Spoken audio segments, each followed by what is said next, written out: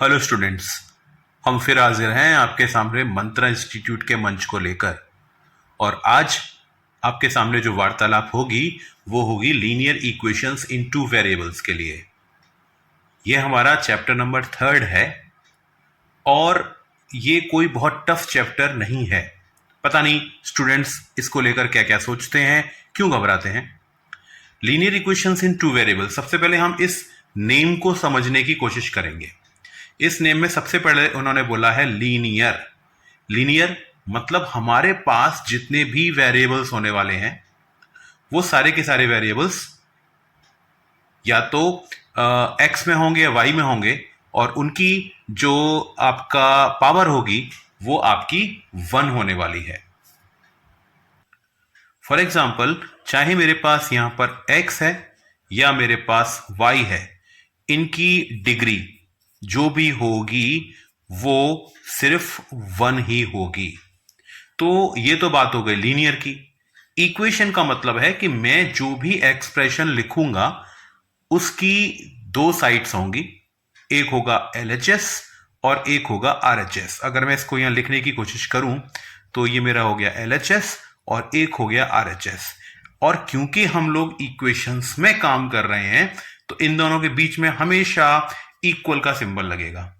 तो लीनियर हमको समझ में आ गया, हमें इक्वेशन समझ में आ गई। और अब मैं आ रहा हूं इन टू वेरिएबल्स। तो जैसा कि मैंने आपको बताया, ये जो भी एक्सप्रेशंस आएंगे यहां पर वो उसमें 2 वेरिएबल्स होंगे, एक होगा x और एक होगा y। यहां पर हमें यह भी समझना होगा कि इसकी स्टैंडर्ड फॉर्म क्या है। लीनियर इक्वेशन की स्टैंडर्ड फॉर्म जो होने वाली है वो ax स्मॉल एक्स ये होना चाहिए, ax plus by plus c is equal to 0। ये हमारी एक स्टैंडर्ड फॉर्म होगी लीनियर इक्वेशन की। यहां पर हमें समझना ये होगा कि इस इक्वेशन में a x का कॉफिशिएंट है, b y का कॉफिशिएंट है और c कांस्टेंट टर्म है। दूसरा, स्टैंडर्ड फॉर्म तब क्रिएट होती है जब एवरीथिंग इज इक्वल टू 0, यानी राइट साइड में सिर्फ 0 हो और कुछ भी ना हो। एक और इंपॉर्टेंट चीज कि अगर हम इस इक्वेशन को ध्यान से देखें, स्टैंडर्ड फॉर्म को ध्यान से देखें, तो हम ये समझ जाएंगे कि यहां पर a की वैल्यू 0 हो सकती है, हाँ जी हो सकती है। b की वैल्यू 0 हो सकती है, हाँ जी हो सकती है। c की वैल्यू 0 हो सकती है, हाँ जी हो सकती है। लेकिन a और b दोनों एक साथ 0 नहीं हो सकते। ऐसी कोई इक्वेशन नहीं बनेगी जिसमें a और b दोनों एक साथ 0 हो। मैं आपको एग्जांपल देता हूं कि ऐसा पॉसिबल क्यों नहीं है। सपोज करिए a हो गया 0, x प्लस, फॉर एग्जाम्पल मैंने ये भी मान लिया कि b भी 0 हो गया, 0y, और c की वैल्यू मेरी 4 है। तो मेरे को क्या मिला अभी फाइनली? मुझे मिला 4 इज इक्वल टू 0। ये कैसे पॉसिबल हो जाएगा? 4 इज इक्वल टू 0 तो पॉसिबल होगा ही नहीं। इसका मतलब ये हुआ कि यहां पर या तो a 0 हो सकता है, अगर हुआ तो, जबरदस्ती नहीं है। b 0 हो सकता है, c 0 हो सकता है, लेकिन a और b दोनों 0 नहीं हो सकते। ये तो हो गई बात हमारी स्टैंडर्ड फॉर्म की। अब यहां पर हम एक चीज और समझेंगे आपसे, जो यहां पर यूज होनी है एक्सरसाइज 3.1 में, और उसका जो रिलेशन है वो 9th क्लास से है। मैं अगर आपसे ये कहूं कि मुझे 2 लाइंस ड्रॉ करनी है, I have to draw 2 lines, fine, तो आप कहोगे सर कर दीजिए, कोई बड़ी बात थोड़ी है। लीजिए सर, कर दी। कोई ऐसे करेगा, कोई ऐसे करेगा, कोई ऐसे करेगा, तो ये लाइंस इंटरसेक्टिंग लाइंस हो गई। आपने जो दोनों लाइंस ड्रॉ करी वो इंटरसेक्ट कर रही हैं, बहुत अच्छी बात है। अब कुछ इंटेलिजेंट बच्चे आ गए, उन्होंने कहा सर ऐसा है कि ये लाइन मैंने इंटरसेक्ट करा दी।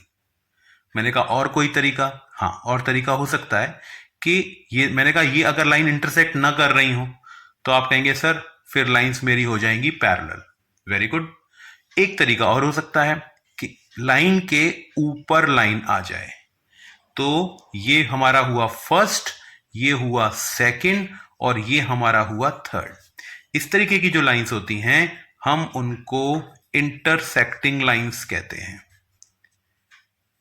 इनको हम कहेंगे इंटरसेक्टिंग लाइन। किसको? ये जो आपका आया, ये इनको मुझे बताने की जरूरत नहीं है। These are called parallel lines. ये हम 9th क्लास में सीख चुके हैं। और आप ये जो लाइन देख रहे हैं, यानी लाइन के ऊपर लाइन आ रही है, इसको हम कहते हैं कोइंसिडेंट लाइन। इनको कहते हैं कोइंसिडेंट लाइन। यानी लाइन की इक्वेशन तो अलग अलग हो सकती है, लेकिन वो लाइन के ऊपर लाइन ओवरलैप कर रही है। तो हमारे पास 3 केसेस हैं। अब ये 3 केसेस हमारे इक्वेशन के टर्म्स में किस तरीके से होने वाले हैं, हम उनको भी समझ लेते हैं। हम समझने की कोशिश यहां ये करेंगे कि हमें सिर्फ इक्वेशन देने पर हम कैसे उसको आइडेंटिफाई करेंगे कि लाइंस हमारी इंटरसेक्टिंग है, पैरेलल है, या फिर कोइंसिडेंट है। तो मैं फर्स्ट एक केस ले लेता हूं आपके सामने। ध्यान दीजिए कि अगर मेरी एक इक्वेशन है 2x plus 3y is equal to 5, और दूसरी इक्वेशन है, सपोज करें 3x plus 4y is equal to 7। ये दोनों ही स्टैंडर्ड फॉर्म में नहीं है, तो सबसे पहले मेरा काम है इनको स्टैंडर्ड फॉर्म में कन्वर्ट करना। तो मैंने इसको कन्वर्ट किया, 2x plus 3y minus 5 is equal to 0, और ये हो गया 3x plus 4y minus 7 is equal to 0। अब ध्यान दें, यहां से इस इक्वेशन से मुझे a1, b1 और c1 मिल सकता है।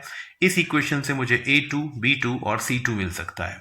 तो मैंने यहां पर सबसे पहले कहा, मैंने निकाला a1 अपॉन a2, तो मेरा आंसर आया 2 अपॉन 3। फिर मैंने रेशो कैलकुलेट किया b1 अपॉन b2, तो मेरा आया 3 अपॉन 4। तो कहानी कुछ ऐसे बन गई कि मैंने यहां देखा कि a1 upon a2 is not equal to b1 upon b2। ये रेशोज हमारे बराबर नहीं आए, और अगर ये दोनों रेशोज बराबर नहीं आते हैं तो मैं c1 अपॉन c2 को कैलकुलेट नहीं करूंगा। मेरी कहानी यहीं खत्म हो जाती है। If these two ratios are unequal, तो लाइंस आर इंटरसेक्टिंग लाइंस। और ध्यान दीजिए, अगर लाइन इंटरसेक्ट करती हैं तो उनका कॉमन पॉइंट एक होता है, यानी हमें सिंगल एक कोऑर्डिनेट मिलेगा, तो हम यहां कहेंगे they have unique solution. They have unique solution. Unique solution का मतलब समझ ले कि x का 1 वैल्यू आएगा और y का भी एक ही वैल्यू आएगा, एक से ज्यादा वैल्यूज नहीं आएंगे। तो ये हमारा हुआ केस नंबर 1। अब बात करेंगे केस नंबर 2 की। ध्यान दें, केस 2। केस 2 में क्या हुआ कि मान लीजिए मैंने इक्वेशन लिया 2x plus 3y minus 7 is equal to 0, और एक मेरी इक्वेशन हो गई है 4x plus 6y minus 14 is equal to 0। मैंने निकाला a1 अपॉन a2, तो ये मेरा आया 2 अपॉन 4 यानी 1 अपॉन 2। मैंने निकाला b1 अपॉन b2, तो ये मेरा आया 3 अपॉन 6 यानी 1 अपॉन 2। फिर मैंने निकाला c1 अपॉन c2, तो ये माइनस 7 अपॉन माइनस 14 यानी 1 अपॉन 2 आ गया। यानी मैंने ये देखा कि a1 upon a2 is equal to b1 upon b2 is equal to c1 upon c2, यानी मेरे तीनों रेशियोज बराबर आ गए। तीनों रेशियोज बराबर आ गए तो लाइंस आपकी हो गई कोइंसिडेंट। लाइन आपकी हो गई कोइंसिडेंट, और कोइंसिडेंट का मतलब लाइन और लाइन के ऊपर फिर से लाइन, इस तरीके से। तो इनके हो गए इनफाइनाइट सॉल्यूशन। अब यहां पर समझना यह है कि यहां पर सॉल्यूशन यूनिक क्यों हुआ और यहां पर सॉल्यूशन इनफाइनाइट क्यों हो रहा है। तो क्योंकि ये एक ही इंटरसेक्शन पॉइंट है इसलिए यूनिक सॉल्यूशन हुआ, और जो को इंसिडेंट लाइंस होती हैं वो इनफाइनाइट पॉइंट्स पर एक दूसरे को टच करती रहती हैं, इसलिए उसके इनफाइनाइट सॉल्यूशंस हो गए। Case number 3।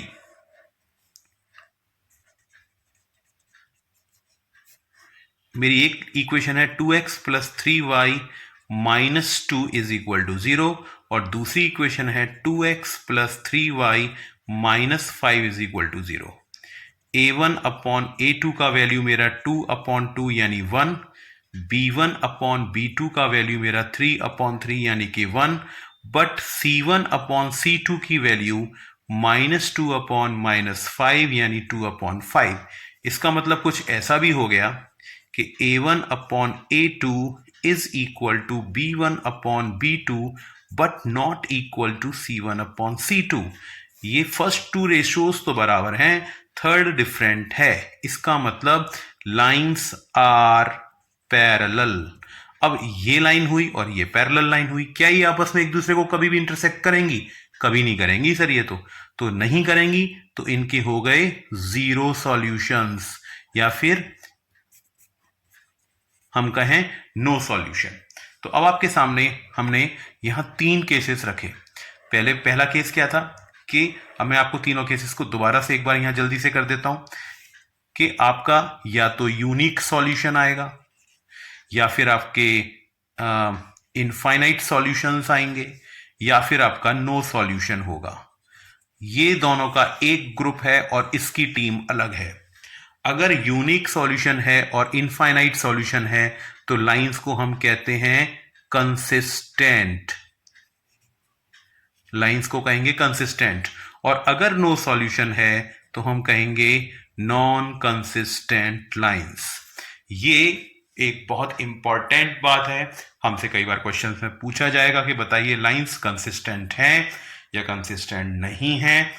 तो उसका कंडीशन यही है कि अगर यूनिक सॉल्यूशन है या इनफाइनाइट सॉल्यूशन है तो लाइंस कंसिस्टेंट हैं, अदरवाइज लाइन कंसिस्टेंट नहीं है। यूनिक सॉल्यूशन और देखिए कंसिस्टेंट सॉल्यूशन जो भी है वो वन फ्रेम में आपके सामने आ रहे हैं।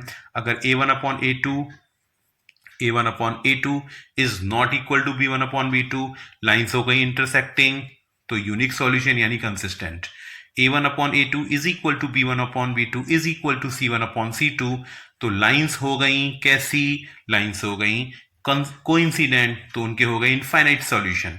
और अगर A1/A2 is equal to B1/B2 but not equal to C1/C2 हो गया तो लाइंस हो गई parallel, no solution, non consistent. तो ये 6 हमारे आज के बेसिक्स, और अगले वीडियो में हम एक्सरसाइज 3.1 के क्वेश्चंस आप लोगों के सामने लेके आएंगे। Till then, thank you, stay tuned.